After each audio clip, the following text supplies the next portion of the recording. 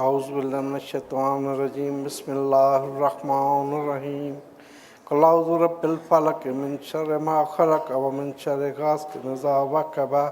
ومن شر النفاثات في العقد ومن شر حاسد اذا حسد۔ اعوذ باللہ السمیع العلیم من الشیطان اللعین الرجیم بسم اللہ الرحمن الرحیم۔ سامعین کرام، یہ سلسلے کی 5ویں تقریر ہے جو آپ کی نظر کی جا رہی ہے۔ ہم اپنے وقت میں انتہائی پابند ہیں اور آپ سے بھی یہی گزارش ہے کہ وقت کی پابندی اگر ملحوظ خاطر رہے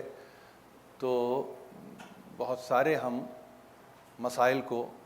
حل کرنے کے قابل ہو جائیں گے۔ گفتگو ظاہر ہے کہ ہماری نثر کے تعلق سے ہے، اور میں نے بارہا یہ کہا ہے، ایک مرتبہ پھر کہہ رہا ہوں کہ اس میں ان تقاریر کو اس طرح سے دیکھا جائے جیسے کہ کسی ابتدائیے کو دیکھا جاتا ہے، اور یہی وہ تقاریر کا سلسلہ رہے گا کہ جب کبھی ہم آگے چل کر سورہ پر گفتگو کریں گے تو وہ نکات جو ان 5 تقاریر میں بیان کیے گئے ہوں گے وہی ممد اور معاون ثابت ہوں گے۔ ہم اپنے آپ کو ظاہر ہے کہ گزشتہ کل سے مسلسل کر رہے ہیں، اور اس میں پیش نظر چونکہ آپ کے کل مضمون ہے تو یہی گفتگو کی جا رہی ہے کہ کلام مجید جو فرقان حمید بھی ہے اور جو ہماری نجات کا باعث بھی ہے، اس کی سب سے بڑی بات یہ ہے کہ وہ ہر فرد کے حوالے کیا گیا ہے، کوئی تخصیص نہیں ہے، کسی اعتبار سے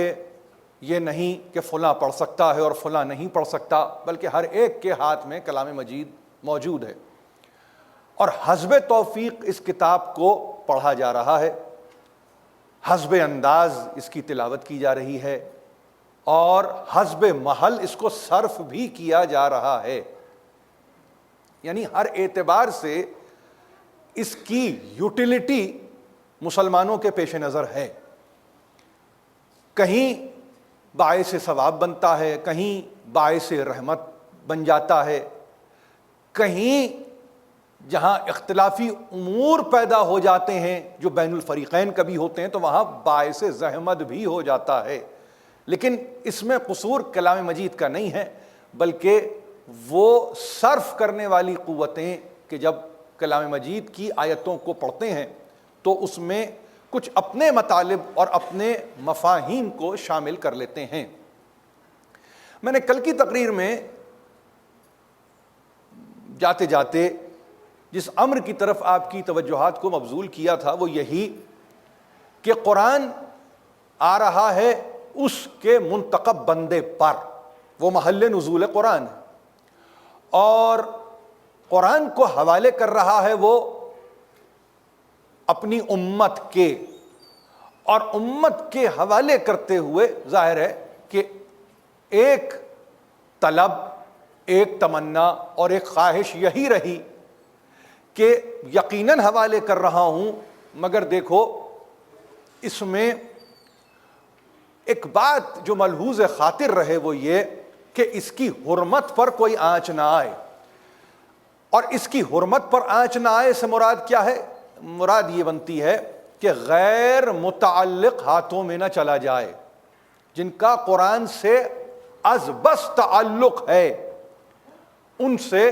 وابستگی اختیار کی جائے اور انہی کی طرف اپنی توجہات کو رکھا جائے۔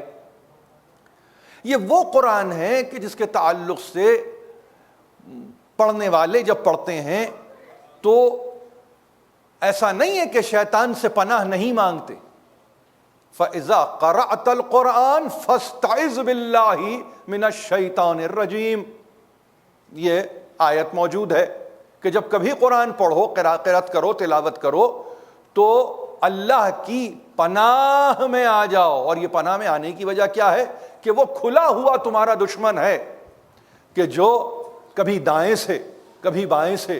کبھی ورا سے کبھی خلف سے یمین و یسار سے وہ مسلسل ہے کہ تم پر حملہ کر رہا ہے. تو وہ اپنے دشمن کو پہچانو, دشمن کا نام بھی دے دیا اور یہ کہا کہ اس سے بچو. اس کے لیے ظاہر ہے کہ تمہیں اللہ کی پناہ میں آنا پڑے گا, اور جب پناہ میں آؤ گے تو خود بخود اس دشمن سے بچ جاؤ گے. اور پھر اس کے بعد یہ سہولت دی 11 ہجری تک کہ جس پر قرآن آ رہا تھا اسی کو درمیان میں کھڑا کر کے اسی سے قرآن پڑھوا کر اور اسی کے ذریعے قرآن کی تعلیم دلوا کر گویا یہ بتلایا اور یہ بتلانے کی کوشش کی کہ دیکھو پڑھ تو ہم قرآن رہے ہیں مگر ریسیپینٹ جو قرآن کے ہیں ان میں اتنی قوت ہو کہ وہ بنیادی عقائد پر فائز بھی رہیں. یہ ممکن نہیں ہے کہ قرآن کا ریسائٹر تو اپنی جگہ کل قرآن کی تلاوت کر دے مگر ریسیپینٹ کے پاس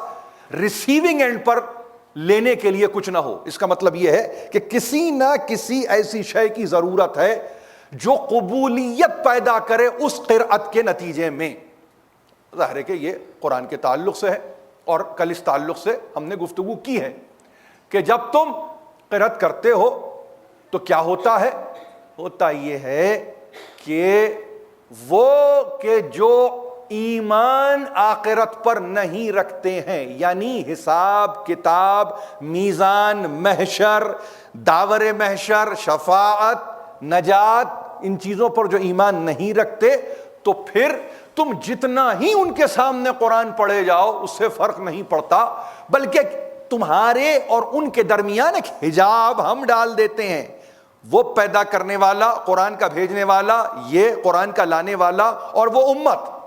اور گفتگو یہ ہو رہی ہے ظاہر ہے کہ دوران حیات قطمی مرتبت میں کہ ہم نے ایک حجاب مستور کو تمہارے درمیان رکھ چھوڑا, اور ایسا حجاب مستور کہ فقط ہم نے تنہا پردہ نہیں ڈالا بلکہ ہم نے ان کے دلوں پر غلاف چڑھا دیا, جنہیں کبھی کبھی کہا کہ ہم نے ان کے دلوں پر قفل لگا دیا. یہ بھی قرآنی ترکیب ہے, آپ قرآن کو بہتر جانتے ہیں. اور یہ غلاف جو چڑھا تو معلوم یہ ہوا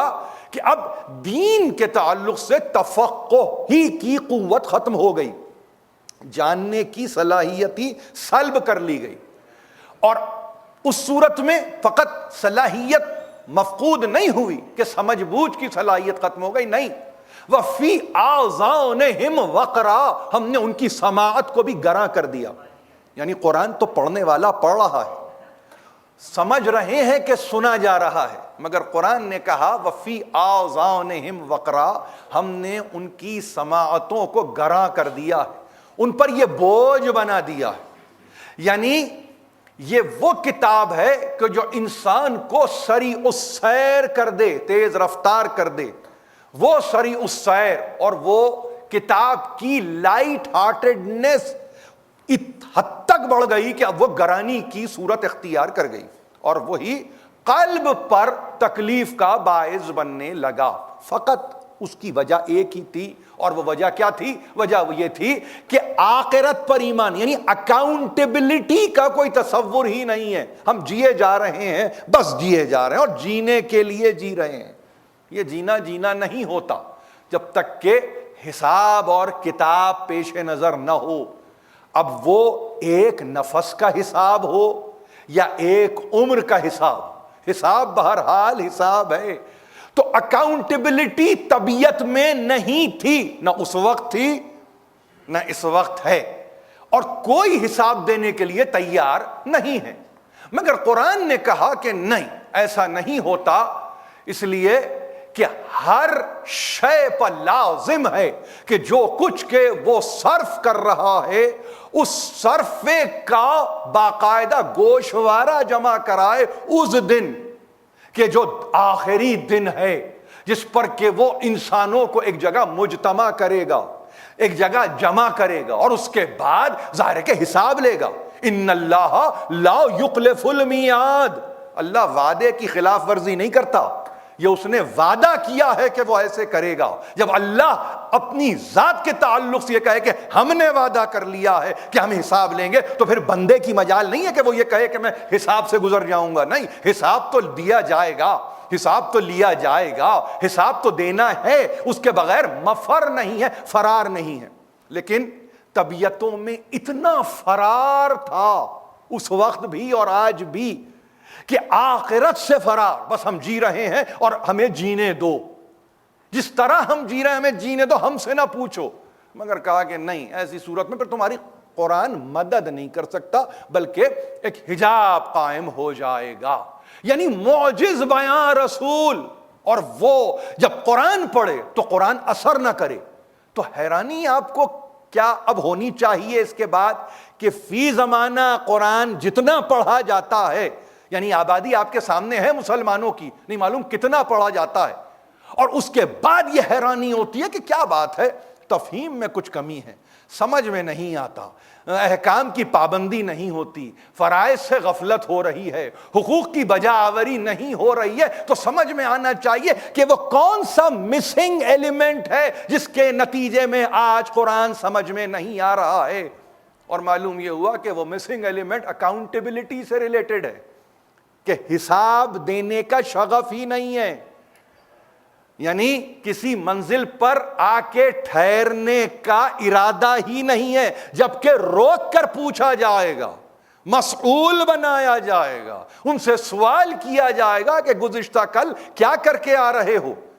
جو آنے والی زندگی کا تقاضا کر رہے ہو، تو معلوم یہ ہے کہ جواب ہی نہیں ہے۔ یہ رسول کی زندگی، اور یہ کیوں ایسا ہو رہا تھا؟ یہ کاہے کے لیے بے فکری تھی، یہ کاہے کے لیے ایسی کیفیت تھی کہ جس کے نتیجے میں قرآن ہی سے غافل ہو رہے تھے، تو اس پر بھی قرآن ہی نے روشنی ڈالی اور وضاحت کی کلام مجید کے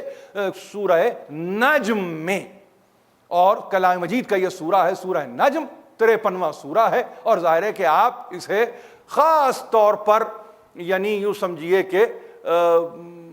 اپنے نہ صرف یہ کہ مطالعے میں رکھتے ہیں، بلکہ جہاں کہیں جب سرکار رسالت مآب کے تعلق سے وحی اور وحی کے احوال کا تذکرہ آپ کرنا مناسب سمجھتے ہیں، وہاں اس سورے کی آپ تلاوت کرتے ہیں اور جانتے ہیں کہ اس میں کیا کچھ معانی اور مفاہیم ہیں جو کہ پنہا ہیں۔ اس منزل پر بڑی مدد کی کلام مجید نے، اور یہ کہا وَمَا لَهُمْ بِهِ مِنْ عِلْمٍ إِن يَتَّبِعُونَ إِلَّا الظَّنَّ وَإِنَّ الظَّنَّ لَا يُغْنِي مِنَ الْحَقِّ شَيْئًا۔ ان کو خبر نہیں ہے، یہ علم نہیں رکھتے، ان کے پاس سبسٹینس نہیں ہے، ان کے پاس میٹر نہیں ہے، ان کے پاس سوچنے سمجھنے کی صلاحیت نہیں ہے۔ یہ قرآن کہہ رہا ہے، اور یہ قرآن قیامت تک کے لیے ہے، اس میں تبدیلی کا امکان نہیں ہے، یعنی اس کا مطلب ہے جو لکھ دیا وہ طے شدہ ہے، اس میں تبدیلی کا امکان نہیں ہے۔ وَمَا لَهُمْ بِهِ مِنْ عِلْمٍ إِن يَتَّبِعُونَ إِلَّا الظَّنَّ، یہ خبر نہیں رکھتے مگر ایسا دکھاتے ہیں جیسے کہ یہ تو خبر رکھتے ہیں، یہ پریٹینڈ کرتے ہیں کہ یہ سب جانتے ہیں، مگر ان کو تو علم ہی نہیں ہے۔ کیوں؟ إِن يَتَّبِعُونَ إِلَّا الظَّنَّ، اس لیے کہ یہ پیروی گمان کی کر رہے ہیں، یہ پیروی قیاس کی کر رہے ہیں، یہ پیروی ظن و تخمین کی کر رہے ہیں، یہ کنجیکچرز کے پیچھے بھاگ رہے ہیں، جنہیں ریفیوٹ کرنا ہے اسے اپنا رہے ہیں، ان کا یہ عالم ہے۔ ایک ویسٹرن فلسفی نے پورا مضمون قائم کر دیا ہے کنجیکچرز اینڈ ریفوٹیشن کے تعلق سے، اس پہ بڑا ایکسپوننٹ ہے ایک شخص جس کا نام ہے کارل پاپر، کبھی موقع ملے آپ کو تو اس کتاب کا مطالعہ فرمائیے کہ دیکھیے کہ ویسٹ نے اس سبجیکٹ کو کس طرح سے ہینڈل کیا ہے۔ یعنی تمہیں ہم چاہتے ہیں کہ با علم رہو، تم بے علم رہنے پر آمادہ ہو، تم یہ چاہتے ہو کہ ہم بے خبر رہیں اور بے خبری میں ایک تاثر خبر دیتے رہیں جیسے کہ ہم تو جانتے ہیں۔ دیکھیے پریٹینڈ کرنے سے تو علم نہیں آتا، یعنی یہاں پہ میں یہ بھی نہیں کہوں گا کہ ہمبلنس کا اظہار ہو، اگر نہیں ہے تو کہا جائے کہ نہیں ہے، علم نہیں ہے، علم نہیں ہے، لا علم لنا الا ما علمتنا، فرشتوں نے کہا، فرشتوں نے کہا، اس مخلوق نے کہا نہیں ہے علم، جتنا تو نے دیا بس وہی ہے، اس کے علاوہ ہمارے پاس کچھ نہیں ہے۔ تو کہیں یہ کہنے میں کچھ گھٹ جاتا ہے، مگر نہیں، پریٹینڈ کرتے ہیں۔ اور کس مضمون پر؟ کس مضمون پر؟ جس مضمون سے ان کا کوئی یعنی یوں سمجھیے کہ تعلق نہیں ہے۔ قرآن ایسا مضمون جس سے تعلق نہیں بنتا اس پر پریٹینڈ یہ کرنا کہ ہم جانتے ہیں، تو قرآن کو کہنا پڑا وما لہم بہ من علم ان یتبعون الا الظن، یہ پیروی تو کر رہے ہیں مگر تم کو بتائیں کہ یہ کاہے کی پیروی کر رہے ہیں؟ یہ ظن و گمان کی پیروی کر رہے ہیں، یہ شبہات میں پڑے ہوئے ہیں، یہ اپنے نفسانی خواہشات کو قرآنی مسلمات میں داخل کر رہے ہیں، ان کا یہ عالم ہے۔ اور یہ جب ظن کی پیروی، یہ دیکھیے پھر میں عرض کروں آپ سے، زوئے جس کو آپ اردو زبان میں کہتے ہیں اس سے ہے یہ، کہیں گھبراہٹ کہیں اور نہ ہو جائے کہ نہیں معلوم یہ کس کی پیروی کر رہے ہیں، تو پتہ چلا کہ بات کہاں کی تھی اور کہاں چلی گئی، اور ایک خاص طبقہ ہمارا اس تعلق سے بیچارہ پریشان ہو کے رہ گیا۔ یہ قطعاً مقصد نہیں ہے، اردو زبان ہے اور ظاہر ہے کہ حروف تہجی آپ کے سامنے ہیں، جا کے دیکھیے زن و تقمین جب لکھا جاتا ہے تو توئے کے بعد زوئے، یعنی اب یہ کہنا پڑ رہا ہے اس زمانے میں جی رہا ہوں کہ جہاں یہ کہنا پڑ رہا ہے توئے کے بعد زوئے۔ لیکن عالم یہ ہے کہ ان کے پاس علم نہیں ہے اور یہ اپنی بے علمی کو علم سمجھ رہے ہیں۔ دیکھیے قرآن کے پاس لفظیات کی کمی نہیں ہے، کم علمی نہیں کہا، وما لہم بہ من علم، کم علمی نہیں۔ قرآن بچا بچا کے نہیں چلتا جیسے ہم تکلفاً بچاتے ہیں کہ بھائی فلاں بیٹھا ہوا ہے، فلاں آ رہا ہے، ذرا دیکھ کے، ذرا سمجھ کے، ذرا احتیاط کر کے، نہیں، قرآن کے پاس یہ سب نہیں ہے، یہ سب نہیں ہے۔ قرآن بے دھڑک ہے، بے دھڑک ہے، کسی کو پسند آئے آئے نہ آئے نہ آئے، اس سے کوئی فرق نہیں پڑتا، مگر ان کے پاس علم نہیں ہے، یہ کم علم نہیں ہے، یہ کم علمی بہرحال دلیل علم تو ہے لیکن بے علمی دلیل علم نہیں ہے۔ تمہارے پاس علم ہی نہیں ہے، ہاں سنو کیا ہے تمہارے پاس، تمہارے پوزیشن میں کیا ہے، ان یتبعون الا الظن وان الظن لا یغنی من الحق شیئا، یہ ایک ایسا یونیورسل کلیہ ہے، ایک ایسا اصل اصول ہے جس کو ہمیشہ یاد رکھیے کہ یہ گمان کی پیروی کرتے ہیں، مگر یاد رکھو کہ ان الظن لا یغنی من الحق شیئا، گمان کبھی حقیقت کا جامہ نہیں لیتا، گمان کبھی حق کی جگہ پہ آ کے نہیں بیٹھ جاتا۔ اب تاریخ آپ کے سامنے ہے، اس لفظ کو اپنے سامنے رکھیے اور اس کے بعد اب جہاں جہاں اس کو اپلائی کرتے رہیں، دیکھتے رہیں۔ اب یہ کسی پرسونا کے تعلق سے گفتگو ہو، کسی پرسنالٹی کے تعلق سے گفتگو ہو، کسی وصف کے تعلق سے گفتگو ہو، کسی صلاحیت کے تعلق سے گفتگو ہو، سب پر اس کا اطلاق ہوگا۔ حق کی جگہ اگر گمان آ کے بیٹھ جائے تو وہ حق کو ریپلیس نہیں کر سکتا، یہ کلام مجید ہے۔ ان الظن لا یغنی من الحق شیئا، آنے واحد کے لیے بھی، ذرا سی دیر کے لیے بھی وہ حق کو ریپلیس نہیں کر سکتا، یعنی کسی طرح سے بھی گمان آپ کو حق سے مستغنی نہیں کر سکتا۔ اور میں نے آپ کے سامنے اس کو اس انداز سے پیش کیا، گمان حق سے بے پرواہ نہیں کر سکتا۔ جتنے تراجم ہیں سب میرے پیش نظر ہیں اور جیسے جیسے جس نے جہاں جہاں کہا ہے وہ آپ کی خدمت پیش کر رہا ہوں۔ اس کا مطلب یہ ہوا کہ جو مقام، جو محل، جو منزل، جو مرتبہ حق کا ہے وہ حق ہی کا رہے گا، گمان اس کا مرتبہ نہیں لے سکتا، گمان کے پاس گنجائش نہیں ہے، تخمین کے پاس گنجائش نہیں ہے۔ ہاں ان کے پاس کیا ہے، یقیناً کنجیکچرز تو ہیں، ان کے پاس ہے کیا طریقہ ہے، وہ یہ کہتے ہیں کہ یا یہ، تو ظاہر ہے کہ اس طرح سے تو حق نہیں ٹھہرتا کہیں جا کر۔ حق تو ایک مسلمہ اصول کا نام ہے جو کسی دور میں تبدیل نہیں ہوتا، گمان اپنی شکل بدلتا رہے گا، جیسے جیسے زمانہ آگے بڑھے گا، جیسے جیسے وسعت علم ہوتی جائے گی، ویسے ویسے ظاہر ہے کہ انسان کے پیش نظر فکری انقلابات ہیں کہ جو واقع ہوتے ہیں، مگر اس میں حق کی ایک اصولی کیفیت ہے جو ہمیشہ سے ہے، ہمیشہ رہنے والی ہے، اس میں کوئی تبدیلی نہیں ہے۔ ان یتبعون الا الظن وان الظن لا یغنی من الحق شیئا۔ اور پھر حق جب گمان جب حق کو ریپلیس نہیں کر سکتا تو پھر اس کے ساتھ ساتھ جس بات کو سمجھنا چاہیے وہ یہ کہ یہ معاملہ ہے قرآن کا، یہ قرآنی معاملہ ہے، یہ میرے اور آپ کے نجی کسی مسئلے کی نشاندہی نہیں کی گئی ہے، مسئلہ قرآنی ہے۔ کون سا قرآن؟ کون سا قرآن؟ هو الذی انزل علیک الکتاب، وہ ہے وہ کہ جس نے اے حبیب تجھ پر کتاب کو نازل کیا، منہ آیات محکمات ہن ام الکتاب و اقر متشابہات. یہ کتاب ایک عجیب کمپوزیشن کے ساتھ ہے, سمجھنے کی ضرورت ہے. وہ کتاب تم پر نازل کر رہا ہے, تم پر اے حبیب, تم پر, کسی اور پر یہ کتاب نازل نہیں ہو رہی ہے. ہم بتا رہے ہیں اس کتاب میں کیا ہے. اس کتاب میں آیات محکمات ہیں, کلیئر ایویڈنسز ہیں, کھلی ہوئی نشانیاں ہیں, محکم اصول ہیں, ایسے محکمات جن کے نتیجے میں عقائد استوار ہوتے ہیں. ہم نے ایسی آیات بھی رکھی جو اصل کتاب ہیں. ہن ام الکتاب, ام اصل کے معنوں میں, فرع کے معنوں میں نہیں. فرع کے معنوں میں نہیں, برانچ نہیں ہے یہ برانچ نہیں ہے, یہ ٹرنک ہے, جس کو آپ کہتے ہیں نا ٹری کا یہ ٹرنک ہے جس پر کہ شجر ہے کہ استوار ہے. یہ برانچز نہیں ہیں جو پھیلی ہوئی ہیں. ہاں اگر برانچز کی بات کرتے ہو تو سنو, آگے کہا وَأُقَرُ مُتَشَابِهَاتٍ, ان میں کچھ ایسی آیتیں بھی ہیں جو متشابہ ہیں. اس لفظ کو ایکسپلین کرتے ہوئے ہمارے اردو میں ترجمہ کرنے والے خود حیرانی کا شکار ہو گئے کہ جب انہوں نے اس متشابہ کو استعمال کیا اور معنی دے دیے ایسی آیتیں جن میں شبہ واقع ہو گیا ہے. یہ ظلم ہے قرآن کے ساتھ جو کیا گیا ہے. اور ظاہر ہے کہ اس کا اندازہ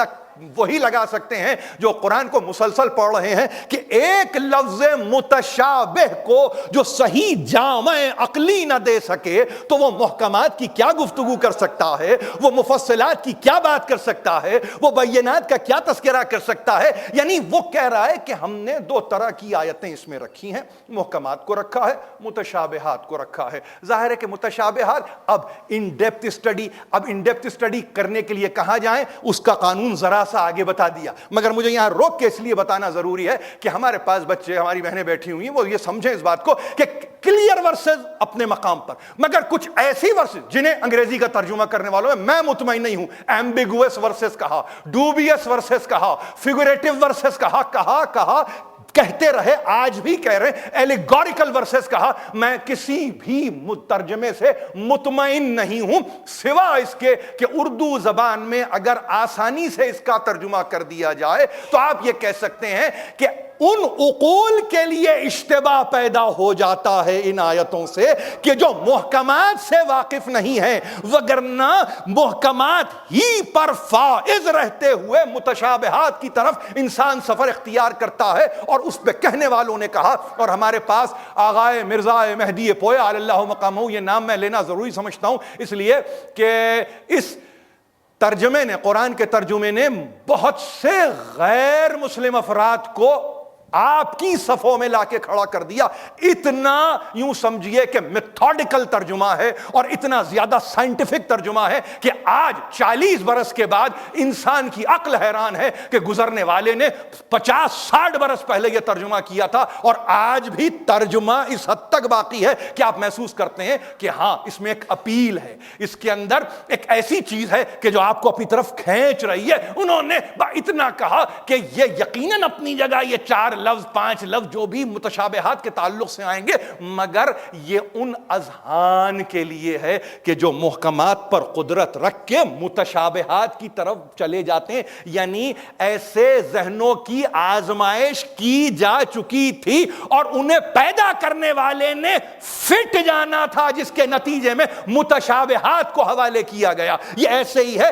جیسے درجہ بدرجہ آپ سیڑھی چڑھتے ہیں, آپ تیسری سیڑھی نہیں پھلانتے جب تک کہ پہلی سیڑھی پر قدم نہ رکھیں. محکمات کے بعد متشابہات, دلیل اس بات کی ہے کہ محکمات پرنسپلز ہیں, مگر اب اگر تمہیں آسمانوں کی سیر کرنی ہے تو تمہیں آگے کی سیڑھیوں پر جانا ہوگا اور تم خود محسوس کرو گے کہ یہ تمہیں وہ ارتفاع اور یہ تمہیں علو کی وہ منزلیں نصیب کریں گی جو شاید تمہیں محکمات میں نہیں مل رہی تھی. بنیاد اپنی جگہ ہے, مگر بنیاد پر جب عمارت کھڑی ہو جائے اور عمارت کی 40ویں منزل پر جب آپ کھڑے ہو کے ایک مرتبہ مشاہدہ کریں تو آپ کہیں کہ ہاں میرا ویژن بہت گہرا ہو گیا, میں 360 درجے زاویے پر دیکھ سکتا ہوں. اصول محکمات دے گا مگر انتہا پہ متشابہات آپ کو لے کر جائے گا. یہ قرآن کا طریقہ اور اس کو سمجھانے کا طریقہ ہمارے پاس. وَأَمَّا الَّذِينَ فِي قُلُوبِهِمْ زَيْغٌ يَتَّبِعُونَ مَا تَشَابَهَ مِنْهُ ابْتِغَاءَ الْفِتْنَةِ وَابْتِغَاءَ تَأْوِيلِهِ وَمَا يَعْلَمُ تَأْوِيلَهُ إِلَّا اللَّهُ وَالرَّاسِخُونَ فِي الْعِلْمِ يَقُولُونَ آمَنَّا بِهِ كُلٌّ کل من عند ربنا. یہ آیت یہاں تک ختم نہیں ہوئی ہے, میں یہاں پر روک رہا ہوں اس لیے کہ اس میں پھر ایک ظاہر ہے کہ وقف کا نشان لگا ہوا ہے, مگر اس ترجمے کو سن لیجئے, آج کی حد تک یہ بہت اہم ہے. کل سے ہم یوں سمجھیے کہ اس مقدمے کو ختم کریں گے, اس ابتدائی کو ختم کریں گے. میں آج سے آپ کو ذہنی طور پر آمادہ کر رہا ہوں کہ کل جب تشریف آپ لائیں تو ذرا سا یہ دیکھیے کہ فقط نصر نہیں, نصر کا ارتباط کیا ہے دیگر سورہ قرآنی کے ساتھ, ہم اس پر کل گفتگو کریں گے. بہرحال حسب توفیق اور ظاہر ہے کہ حسب مرضی معبود. مگر آج کی حد تک اگر ہم اس کو محفوظ کریں کہ محکمات اپنی جگہ, متشابہات اپنی جگہ, مگر ایک خاص طبقہ ہے جن کے دلوں میں ہے زیغ, جن کے دلوں میں ہے کجی, جن کے دلوں میں ہے ٹیڑھ. یہ تین اردو کے لفظ آگے آپ کے سامنے. اس کو بڑھایا آگے مفسرین نے, وہ جو حق سے روگردانی اختیار کرے,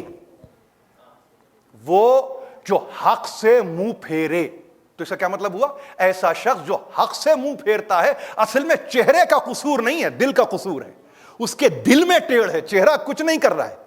چہرہ کچھ نہیں کر رہا ہے. چہرے سب کے سب ایک ہی طرح کے ہیں, چہروں سے معلوم نہیں ہوگا, یہ تو دلوں کا حال ہے, وہ اللہ بہتر جانتا ہے, بندہ نہیں جانتا. وَأَمَّا الَّذِينَ فِي قُلُوبِهِمْ زَيْغٌ, جن کے دلوں میں زیغ ہے, کجی ہے, ٹیڑھ ہے, حق سے روگردانی ہے, تو وہ کیا کرتے ہیں؟ یتبعون, وہ تشابہ کی یعنی متشابہات کی پیروی کرنے لگتے ہیں. اور ان سے دو ہی مقصد ہیں ان کے پیش نظر. پہلا مقصد یہ کہ محکمات کو چھوڑ کر متشابہات میں داخل ہو جاتے ہیں تاکہ اس سے فتنہ پیدا ہو. فتنے کا لفظ ہے, فساد کا لفظ نہیں ہے. فتنے کا لفظ ہے, فساد کا لفظ نہیں ہے. یہ کوئی کمیونل وائلنس کا تذکرہ یہاں نہیں ہو رہا ہے کہ آپ کہیں کہ کمیونل وائلنس ہو گیا, فساد ہو گیا. نہیں, فتنہ ایسا فتنہ جو زمانوں پر محیط ہو جائے. فساد کسی ایک خاص وقت میں ہو, ختم ہو جائے, مگر فتنہ جو ہمیشہ رہے. فتنہ ارتداد مثلا ہے, آج تک باقی ہے, چلا رہا ہے, مسلسل ہے, آج بھی ہیں, مرتد ہو رہے ہیں, ہوئے جا رہے ہیں. فتنہ کب شروع ہوا تھا, اثرات کہاں تک آ رہے ہیں. وہی کیفیت ہے کہ آج بھی قرآن کو پڑھنے والے جب قرآن کو پڑھتے ہیں تو فقط محکمات کو ایک طرف رکھ کر متشابہات کی طرف اپنی توجہ رکھتے ہیں, فقط اس لیے کہ اس میں ایک تو یہ کہ فتنہ پیدا ہو جائے. جہاں فتنہ پیدا ہوگا تو ظاہر ہے کہ وہاں پہ ایک ایسی کیفیت جس کو آپ کہیں کہ اگر ہم اس کو اس طرح سے انداز دیں اس خاص سمجھیے کہ واقعے کو, تو میں کہوں آپ سے کہ فتنے کے نتیجے میں ایک ہر سو ہراسمنٹ والی کیفیت پیدا ہو جائے, ہراس پھیل جائے کہ کسی طرح سے کسی معین شے پر انسان نہ آئے بلکہ ہراس کے عالم میں رہے. کیا کیا جائے, اب کیا کیا جائے, پھر کیا کیا جائے, کیسے کیا کیا جائے, کس نتیجے پر پہنچایا جائے. تو پھر معلوم یہ ہوا کہ ایک کیفیت تو فتنہ برپا کرنے کی ہے, اس کے لیے کوششیں شروع ہیں, اور پھر دوسری کوشش کاہے کے لیے ہوتی ہے کہ تعویل اپنے دل سے کر دیں. یعنی تعویل کو ایسا کریں جس کے نتیجے میں نفس داخل ہو جائے,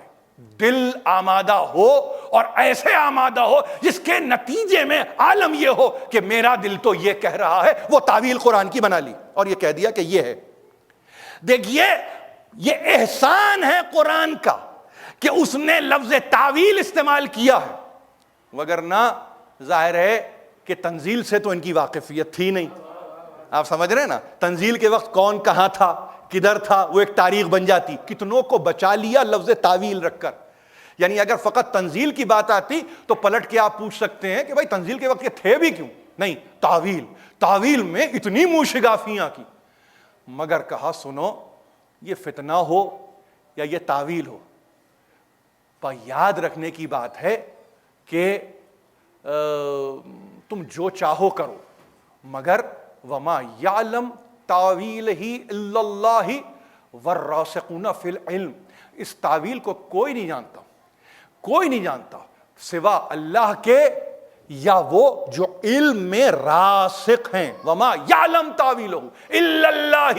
والراسخون فی العلم، علم میں جو راسخ ہیں وہی تعویل قرآن سے واقف ہیں، کوئی اور واقف نہیں ہے۔ اب علم راسخ، علم پکا، علم راسخ، علم مضبوط، علم راسخ، علم استوار، علم راسخ جس کو انگریزی ترجمہ کرنے والوں نے کہا ڈیپلی روٹیڈ ان نالج، یہ وہ ہیں کہ جو ایمبیڈڈ ہیں نالج میں، جو علم میں اس طرح سے ہیں جیسے کہ دارائے علم ہی ان کا مقام علم ہے اور کچھ نہیں ہے، یہ جانتے ہیں، ان کے سوا کوئی نہیں جانتا، یا اللہ جانتا ہے یا راسخون فی العلم۔ تو رسول پہلا راسخ فی العلم ہوا یا نہیں ہوا، کوئی انکار نہیں کرے گا، مگر جمع کا صیغہ ہے، مجبوری ہے، کیا کہہ سکتے ہیں؟ کیا کہہ سکتے ہیں آپ؟ راسخ فی العلم نہیں کہا، راسخون فی العلم۔ میرا مطالبہ ہے اور علمی مطالبہ ہے،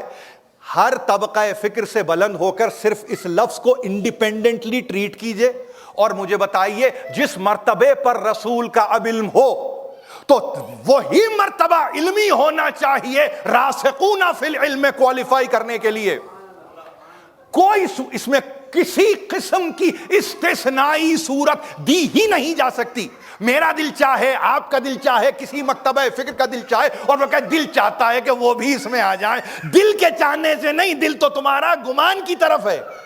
تمہارا دل تو ظن و تخمین پہ آمادہ ہے، یہاں دل کی بات نہیں ہے، یہاں تو عقل کی بات ہے، اور جب عقل کی بات ہے تو ہوش و حواس کی گفتگو ہو رہی ہے۔ اللہ اس کی تعویل سے واقف ہے، حیرانی نہیں ہوتی، بھیجنے والا وہ ہے تو تعویل سے واقف بھی وہی ہے۔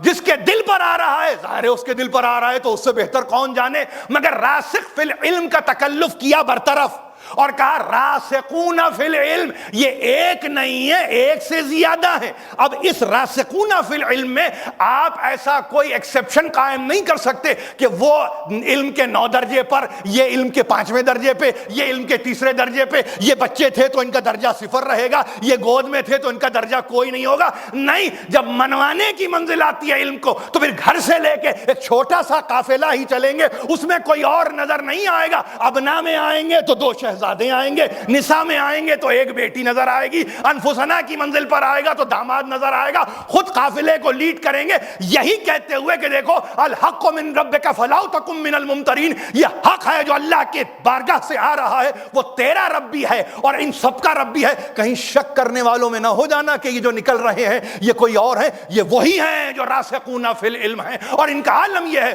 یقولون آمنا بہ کل من عند ربنا، یہ کہتے ہیں وہ محکمات ہو کہ متشابہات، وہ مفصلات ہو کہ بینات، سب کچھ اللہ ہی کی جانب سے، ہمارا کام تو یہ کہنا ہے کل کا کل اس کی طرف سے ہے اور یہ کوئی اور نہیں ہے، یہ ہمارا رب ہے۔ اور اس کے بعد ہاتھوں کو اٹھا کے دعا کرتے ہیں ربنا لا تزغ قلوبنا بعد اذ ہدیتنا، پروردگار ہمارے قلوب میں کجی نہ پیدا کر دینا بعد اس کے کہ تو نے ہماری ہدایت کر دی۔ ان کی امت میں آپ داخل ہیں تو آپ کے نہ دل کجی کا شکار ہو سکتے ہیں، نہ آپ کے قلب پہ زنگ آ سکتا ہے، نہ آپ کے قلب پر کوئی غلاف کو اڑایا جا سکتا ہے، فقط اس لیے کہ اگر ان کی پیروی کی جائے اور ظن و گمان کو چھوڑ دیا جائے تو یقیناً مسلمان کے لیے راہ نجات ہی ہے۔ وآخر دعوانا ان الحمد للہ رب العالمین۔